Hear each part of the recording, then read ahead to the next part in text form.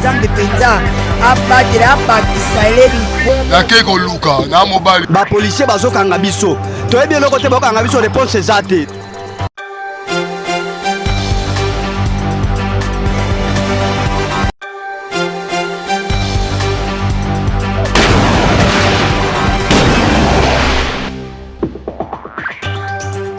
Nazalaka na sebo ko ba boza tellement ebele ya kolanda magafem édition ya mokolo lelo yango bandi mbote na bino.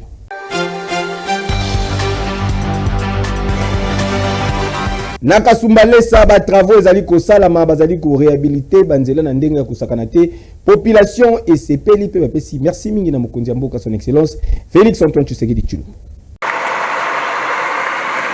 L'ancien Mikoleleki na gouverneur intérimaire ya province ya Okatanga Martin Kazembe Choula sous l'impulsion ya président de la République son excellence Félix Antoine Tshisekedi Tshilombo Fachi Beton ville frontalière ya Kasumbalesa ezali kolata lele ya sika ba travaux ya construction ya banzela ezali exécuté na vitesse moko ya kosakana te na office de voirie et drainage OVD en sigle ndenge misala ezali kosala maboye batu bazali komona pe population etikali indifférente oyo ba témoignaki gratitude na bango na gouverneur intérimaire Martin Kazembe Choula pe na chef de l'État son excellence Félix Antoine Tshisekedi Tshilombo. Ninapika asante sana kwa chef de l'État kwa mambo antufanyishia mbele ya balabala, mwangalie mbele buzuri wa balabala. Hii mambo atukuwazi yake Mkasumbalesa village kama tunaweza kupata balabala saa hii. Tunapika asante tena kwa mwana mayo Kazembe Choula. Eko natumika mu vision ya chef de l'État. Anatumika mu vision ya Fachi Beton Kazembe Choula. Uwafa kwa Mungu amubariki sana. Kwetu na shie kuna kwa bien. Sa kwa bantu bote. Esengeli boye baete ndenge OVD azali déployé na Kasumbalesa mobimba ezaka kan impact ya modernisation ya ville te kasi ezali pe kopesa misala na ba jeune oyo bazali à travers ville oyo. Tukumbuke ko paka vile papa. Merci papa. Mutukumbuke ko papa kaji endele mbele papa. Merci papa. Esengeli konote ke 50 km ya route ezali en construction d'où Kalate ville mobimba ya Kasumbalesa et kozala désenclavé na ndenge ya kosakana te. Tango azwaki maloba directeur provincial ya OVD l'ingénieur Dieudonné Aboula atalisaki boye en rapport na misala o ezali kosalama et arondaki ba vibrant hommage na gouverneur ya ville Martin Kazembe Choula oyo azali ko matérialiser vision ya mokonzi ya mboka son excellence Félix Antoine Tshisekedi Tshilombo. Le gouverneur de province a mis en place dans le cadre de la politique de proximité un programme d'extension de voirie dans les villes et cités de la province du Haut-Katanga. Il fallait procéder à plusieurs étapes, identifier les projets, recruter certains agents in city, dont les autochtones. Il fallait lancer les travaux, installer les chantiers. Ça n'a pas été facile, mais nous avons lancé un saut à l'inconnu. Mais là, les résultats sont là. Au fait, dans cette première phase, il est prévu 13 km de voirie, y compris les travaux d'assainissement, notamment la pose de Bise à Kasumbalesa. C'est aussi une occasion d'abord de remercier le gouverneur de province pour la confiance placée à son instrument par excellence du travail dans le domaine de voirie, qui est l'office de voirie et drainage. Et nous disons aussi merci à monsieur le maire de la ville de Kasumbalesa. En tout cas, les échos que nous avons et ce que je viens de voir, c'est vraiment encourageant. Particularité pour Kasumbalesa, là on sera déjà à 46 km. Mais la logique serait qu'on soit autour de 50 km partout. Et Sengeli Boye Bake Bangin, Oyezali Kosala Misala Awa, et Sombami na fonds propre, il y a gouvernement provincial. Ah oui, Boyende Izalaka. Et que yo.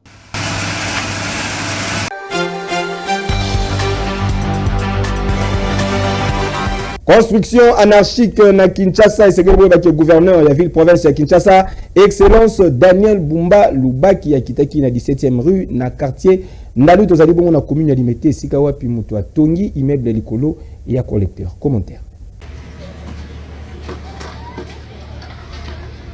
Monsieur le gouverneur, province, ville de Kinshasa. Excellent. Construction anarchique bitongela mwanza eleki awa na ville province ya Kinshasa. Tozali awa na 17e rue na quartier Ndanu na commune ya Limete esika wapi gouverneur ya ville province ya Kinshasa excellence Daniel Bumba Lubaki asalaki descendre sur terrain po na kosala constat ya veni moko awa esika wapi mutu atonga immeuble likolo ya collecteur. Conséquence na yango aveni mobimba ekomi lokola zolambwa, donc mai ekaukaka te, balabala etondi, batu bakoma obligé ya koniata mai, et pourtant tozali na elanga.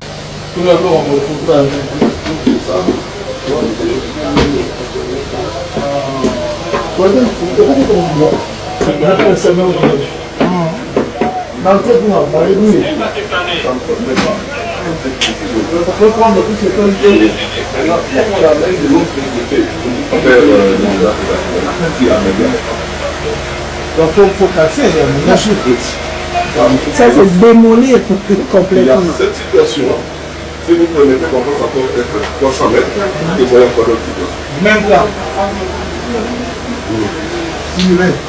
Accompagné le ministre provincial de l'environnement Léon Moulumba et colonel Mimi Bakela oyo ya brigade spéciale ya protection et environnement pe ba service mususu gouverneur Daniel Bumba Lubaki azwaki ba explication nyonso avec ba détails avant coordonner quelconque démolition ya bâtiment oyo.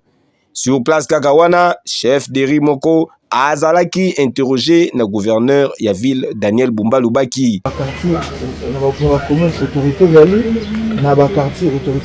C'est-à-dire la rue. Nous représentons l'autorité de l'État. Quand on dit que ça les rapports. C'est qui un autre chef de rue? On va tenir la carte collecteur, on peut sauter ou dénoncer, après de créer des dégâts et puis voilà. Le bilan au bout de la terre, on va parce que lui aussi a une message. Il faut te vendre dans les matins, dans l'internet, pour faire. Tu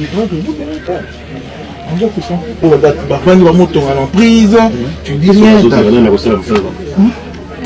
À ta gestion, il y a des choses. Tu t'organises. Je comprends bien tout ça là.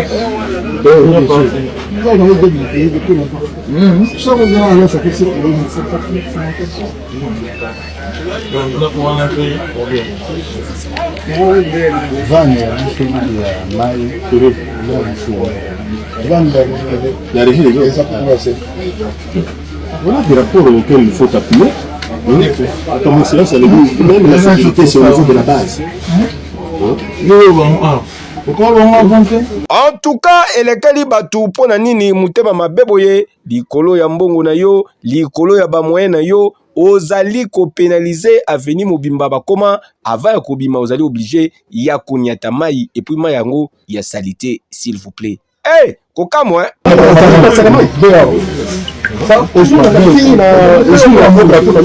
Tout ça, ça monte.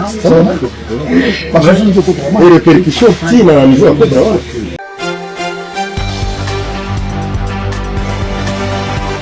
Brigade d'assainissement ya ville ya Kinshasa okumba makana colonel Mimi basalaki parade monene na district ya Tchangu. Reportage.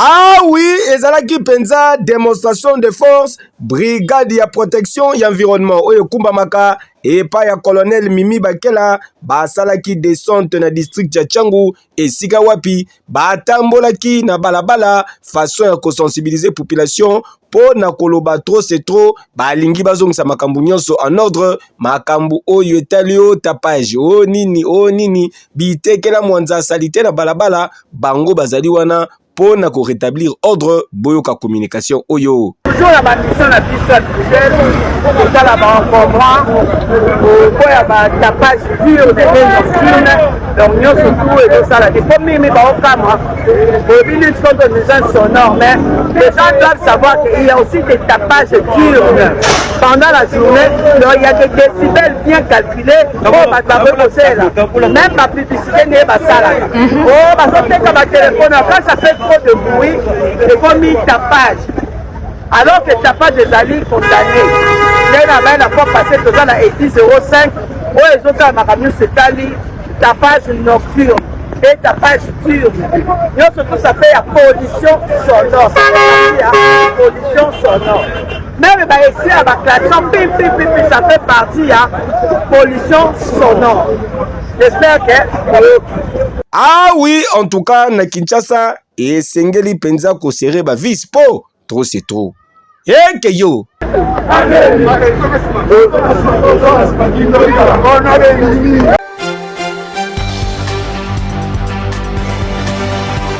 Opération Zéro Foulou na commune Yantele ezali ko continuer lobeleki. Beaucoup mestre Franck Mbo Nzola Meso azalaki na terrain. Commune Yentele ezali parmi ba commune oyo lelo ezali ko vivre véritable transformation nali kambu etali bopeto grâce à implication personnelle ya beaucoup mestre ya commune na bango autorité municipale excellence Franck Mbonzo la Meso oyo alansaki déjà opération Zéro Foulou na commune Yentele tigana yebisa bino ki opération Zéro Foulou ezali kokoba se kokoba avec un pacte pédologie, commune Yentele ezali kolata lelo lele yasika 10 jours au lendemain ndenge binomoko ozali komona bangin oyo esombama na fond propre na bango ezali kosala musala ya makasi peye moko bourgmestre les très dynamique Franck Mbonzo la Meso l'homme de terrain akiti asimbi pa una maboko azali kolongola salite kaka ndenge bozali komona na ndenge ya defote elongo na brigade d'assainissement ya commune Yentele motif ya satisfaction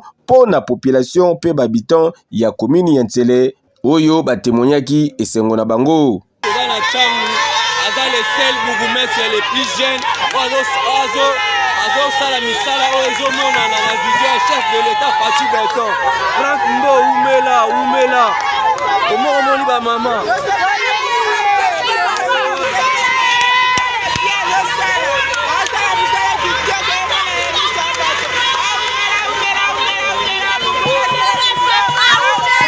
Ah, tous ça vraiment motivé. Na beaucoup mestre na biso Franck Mbonzo la Meso. Tola lité enseignement ya commune en Sele et ça la musala. Vraiment, et là on a souhaité pas ya papa mo konzi ekolo. Fati béton na béton. Après la commune en Sele to bengi Franck Mbonzo la Meso lisu likola lisu. So yo moko so kitana terrasse. Ah ça musala. Vraiment tous ça motivé na ba boots, na ba pau, na tracteur. Naba Angers, vraiment musala zo sale makitokos. Merci beaucoup. Bako sabinote ya boye nanu ezalate pe commune Yentele ezali fier ya kozala na bourgmestre ya boye. So nazo remercier tata mokonzi ekolo Félix Antoine Tshisekedi. Biki na ye ko signer pona kopesa mwana mboka Franck Mbonzo la Meso et bonga ya Nsele eza vraiment longonye belé.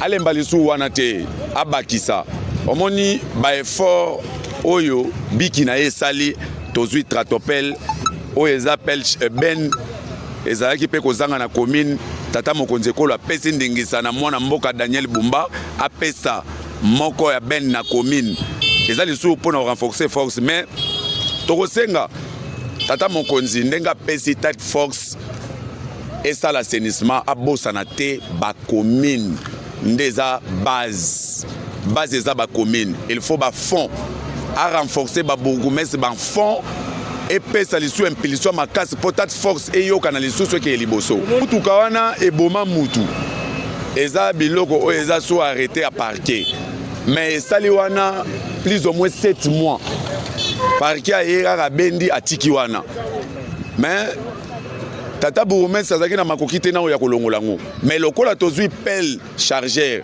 toke na effort ya bourgmestre commune en Nsele nde yango moni après 7 mois kozala na balabala lelo tokoti yango toye kotikela ba procureur bango bakolo makambu po bango bato bakangaki yango po eboma mutu na balabala wana ba fulu bazobwaka na se na sir bitando ike bakomona ndenge evacuation esalami place wana bourgmestre alali te avai na bureau te abimi na balabala abandaki banda tongo kokita na bakartier ti sikoyo aza na kati ya maison communale kolongola bafulu nyonso eza ndinga ya commune.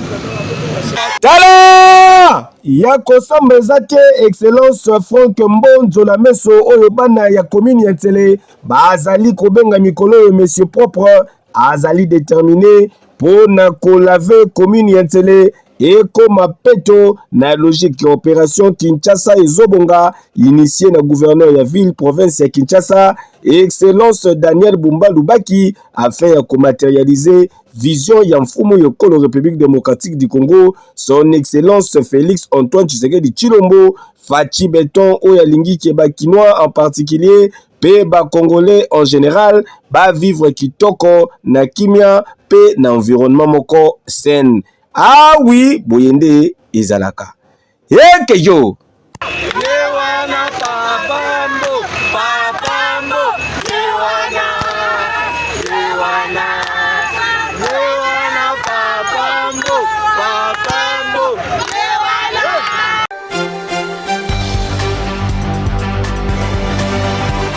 Lancement la identification P, ba cotisation mensuelle ya ba cellule de base na ACP parti cher. Il y a les sénateurs Jean-Tini Ngobila Mbake Sengeli Baki camarade Merlin Kamalandwa akendaki kosaligner na sima ya vision et autorité morale des alaki lobi lekibonanda. Ah oui, toujours dans le cadre de soutenir vision, il y a progrès partagé, porter une autorité morale, il y a parti politique, Alliance des Congolais progressistes, ACP en sigle, parti cher, il y a sénateur, Jean-Tini Ngobilambaka, Lobi Eleki, Mwanamboka, les camarades de Merlin Kamalandwa, a répondu qui positivement en opération, il y a lancement, il y a identification, puis il y a cotisation mensuelle, il y a ma cellule de base, Tikanaye Bisabinoke, Ayambamaki kitoko avec un pacte pe idéologie pe ba opération et salamaki na ambiance moko ya kusakanate mwana mboka les camarades de Merlin Kamalandwa afutaki du coup 3 ans ya cotisation na ye yaboye nanu ezalate. Je suis ACP, je soutiens les progrès partagés et je partage avec conviction l'initiative de l'honorable camarade président national Jean-Tini Ngobilambaka relative à la cotisation mensuelle de chaque membre. Donc j'invite toutes les militantes, tous les militants, cadres et au cadre, de faire comme moi quoi. Donc cotisation, et dans le roi qui est l'amitié, l'unité. Donc ça le rôle en Fouta, une année là on lingi, mais on a foutu 3 ans. Première année, deuxième année, troisième année. Donc j'aime mon parti. Les progrès partagés, c'est aussi contribuer, cotiser pour les bons fonctionnements, mais aussi l'épanouissement de notre belle ACP. Merci aux organisateurs. Le lancement a été fait hier par le CG, Moïse Bopata. Donc, étant un bon élève, étant un bon disciple, pour emboîter ma palélo, pour que Bissopé, tout s'enregistrer, tout s'identifier, mais aussi tout contribuer en cotisant mensuellement pour l'avancement de notre ACP. Je suis ACP, je m'identifie et je cotise, je paye pour l'épanouissement de mon parti. Ça, le rôle il y a Moïse, vous avez un donc pas bête mal. Donc, vous avez un pour faire ça, il ça, Tala! Banoko ozalaka membre simple topé cadre ya ACP oyo ezali exemple ya kolanda. Félicitations na camarade de Merlin Kamalandwa boyende ezalaka boyende elingi vision ya les progrès partagés initié dans les sénateurs Jean-Tini Ngobila Mbaka. Yeke yo litié lilié ACP na motema mbonga cotisation na maboko profita cotisation eyokani la la la la la la la la la la la la la la la la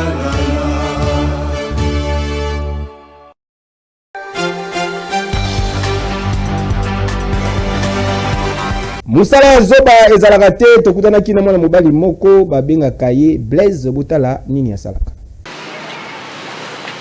Originaire ya province ya Kwilu en provenance ya localité ya Mampangu na territoire ya Ilebo na province ya Kasai occidental pona koya koluka vi awa na ville province ya Kinshasa mwana mobali oyo bozali komona babengaka ye Blaise tozali awa na quartier Kingabwa TP na commune ya Limete na cadre ya article 15 débrouillez-vous pour vivre autrement dit Kalai Ngangu Kalai technique Blaise azali serveur ateka kamasanga n'espace Poussana Tovanda chez Saint-Balthazar et pas président de Chine. Yangone Moussala et permetaka ye à s'en sortir lelo na vie oyo ya pasi awa na ville province ya Kinshasa. Bon Moussala oya oteka ona banyango depuis 2023. Yangona esala kete yangona esala ko na privé. Soki yangote ngulu. Yangona esala ko tolia tolata obi mana miso na balabala mo kanti seke la ko oya masana oyo to sala ba mo. Do apa ko oyo na muni ko mususte oyo ngaya ko sala kete. Lokola musala nyonso ezalaka na ba principe na yango Blaise amekaki kotalisa biso boye. Ezaki ozo travailler pas mutu, ozala loboko mulai. Ozala mulai te, sala musala mutu normal, ni sengeli. Uvike na soka sanza o bénéficier oyo yo ozo luka. Ezaki ke ozo sala pas mutu, ozala suma boko mulai, ozo yo bio ka batu. Non, na pas boyo kana. Soki ozo sala pas mutu, la zalo net. Alors les Moussala pour empiéter le bon patron, pour constater le bon patron, ceux qui ont dit là où gérer, combien non, les a abattus. Et là comme tu sais, et là on l'a pas dans le Conangaï, le tika, tout le tika on a problème, il fait un problème, tout le Cambon. Parce que mboka oh, tata maman te, ceux qui ont moro, et l'autre côté, au coup fanza. Vous va au Cambon. So ilo lukambo oza pasite oza difficulté so lukimbo ilo lukambo oza liko za capable osala onyo so liko sala na musala oyo avantage na mo problème ezani eza ko soigner relation na ko soigner relation so to sala ko oza pour soigner relation parce que tozo bana liona ba lobi to yeba na kote mususu so to yeba na ba awa bisala bisala alikola awa ba tazama wa lobi ko se frapper na ngai ngai na ko sala pana. Ceux qui ont un comportement bien, on a un comportement bien, nous sommes à aucun essai de évoluer. Mais ceux qui ont un comportement bien, les seuls moutons, les mêmes papas, on a un rôle, on fait un rapport à ma vie, pas mais ceux qui ont un normal, la logique, nous avons tout droit. Na ba jeune lokola ye oyo bakanga maboko misusu ba mipesa na kimoyibi na kuluna kobotola na batu biloko Blaise apesaki conseil. Eloko na osenga pa bandoko na ngabi pali itaka kete batika eparese. Batika bien eparese. Ba concentrer vie. Ba concentrer vie. Ba lukambo ndenge biso toza ba courage ko lukambo. Parce que nga zo na zo ko lukambo eza mudatina ngati. Eza courage na ngamo. On a dit ah naza jeune garçon nazo kola na posa na posa papa naza posa osombe ngo mobu nda on est wetina ngite na bota courage na lukola kwa baninga no fumba ko na bondo ngo kanga muyini na bondo ngo ko mo te place bakangie kuna alingi mo chaka no na lingi lo kwana tina no no sai papa ndiko ngai toza toujours eloko moko toza eloko moko to lukambo parce que so za mbongo basi bandeko bakamata bakoya kolanda mais so za na mbongo te ni camarade ni nani akoya koluka yo non mais so za nango na oyo yebaki na oyo te akoya kolanda. Ah oui, musala ya zoba ezalaka te ndeko mwasi ndeko mobali, il suffit kaka osala musala na yo avec amour lobi ikosimba zala mobali embo mobali ndeko zala ndeko baji mobali na biende oyo luka mbongo mais oyo aliba te donc oyo alibaka oyo mabomu la ndeto zo bako botre ba na balabala ba kuba non zo zo ba mobali ya ngulende oyo aluka na moto kinaye na moto kinaye ndeso lukinde kolia sombelanga pesanga kabelanga nde mabe makasi yeke yo.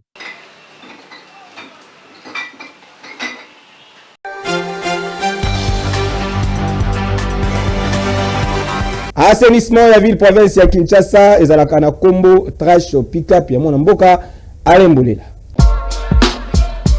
Kinshasa ezalaka na République démocratique du Congo yokelanga nanu eloko oyo. Kaka ndenge na yebisaka bino ke assainissement ya ville province ya Kinshasa eza na solution ndenge pe ezali kosalama. Solution yango eza se na kombo moko trash pick-up. Trash Pick-up, SRL entreprise ya mwana mboka alembolela le Donald Trump congolais ezali na ba matériel ya solo pe ba personnel qualifié pour na kwasenir bandaku na bino, ba entreprise na bino, ba millennium sobovandi pe pour na évacuation ya ba déchets. tout désormais ozalaka na ville province ya Kinshasa na kwa nyonso ozwami fini bamakambo ya kotimola mabulu na kati ya mapangu fini bamakambo ya kobwaka matiti na balabala esila pona libela makambo ya kobelelaka matiti po tomoni biso nyonso makambo basali awa na Kinshasa non seulement ezali malamu te po na environnement na biso ba santé na biso kasi ezali pe kobebisa image ya mboka pe befort nyonso oyo bakonzi ya mboka bazali kofournir po na kozongisa Kinshasa na image dango ya kitoko kin label. Désormais bo contacter Trash Pickup banoko ozala na entreprise ONG centre de santé atabino batu ya ba supermarché ba particulier kuna na bandaku eza possible pe okoma partenaire ya Trash Pickup. Tala na bakonzi ya mboka gouverneur ya ville province ya Kinshasa ministre provincial ya environnement message ezali se moko bo soutenir initiative ya mwana mboka Alain Bolela na entreprise na ye Trash Pickup po ezali ko s'inscrire toujours na logique ya programme ya Kinshasa ezobonga. Trash Pickup suka na boule suka na idéologie. Heke yo. Oui.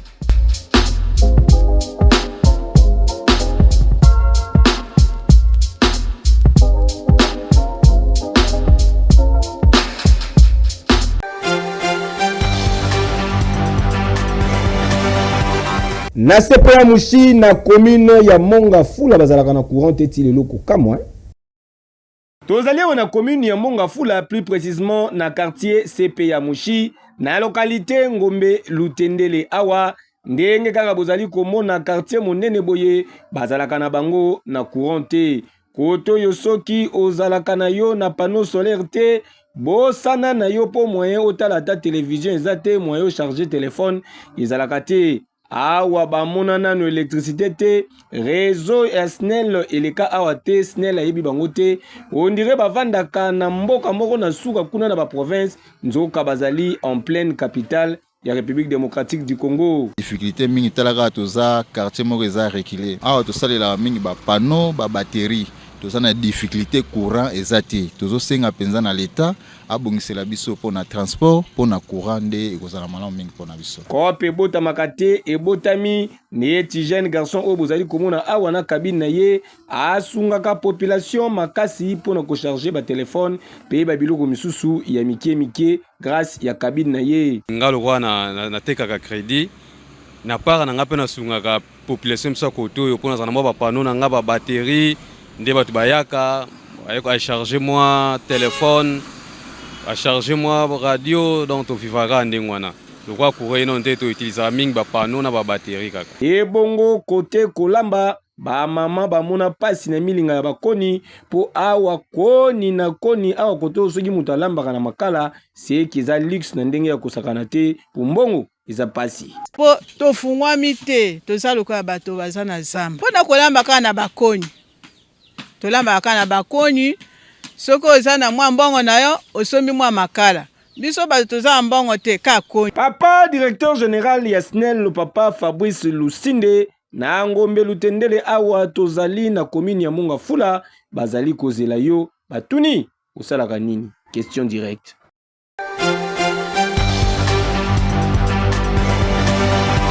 Nani akosa biso ke soki okapi abimi libanda République démocratique du Congo ako vivre lisusu te bolandelema oyo bamoni okapi na Belgique.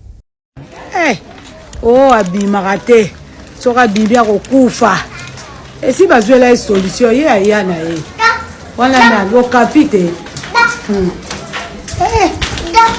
Kongole akobiba te soka bibi akokufa wapi ye okapi yango Oka.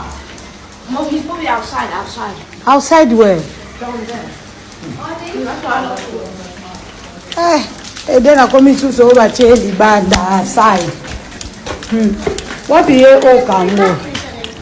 Have you ever seen an OP yourself? Never come here. Hour. The boss go azawa. You can see it right there. Okay. Thank you. Balobi abi maki ya ucho sala shopping.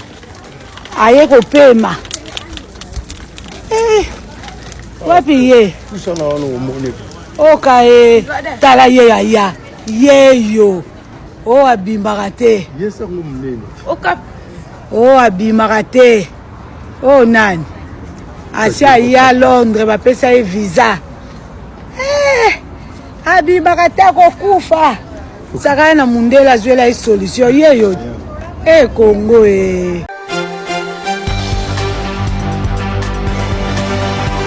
Édition Mokola Lelo Komina Souka, merci pour la confiance, paix, fidélité, page rose. Boutique à tous souhaiter joyeux anniversaire na Naomi Elia, moi si Kitoko, la beauté congolaise, nous allons célébrer. Motama na ye, Mokola Lelo, nous allons koyina mabe, profitez bien na Mokolo na yo, que du bonheur de ce qui na ma image, vous faites ça. Merci Mingi, na l'infatigable Torres Tibo Zalaki, na Sima Kamera, régie finale et Simamaki, na directeur technique, na bisto l'ingénieur Gelor Moya. Bamata, Bakita Babalukan Mabele, fils Maniboy Kamachine, préférable. Zambe penza abatela bakisa elebi nakeko luka na mobali ba policier bazokanga biso toyebi eloko te bakanga biso réponse ezate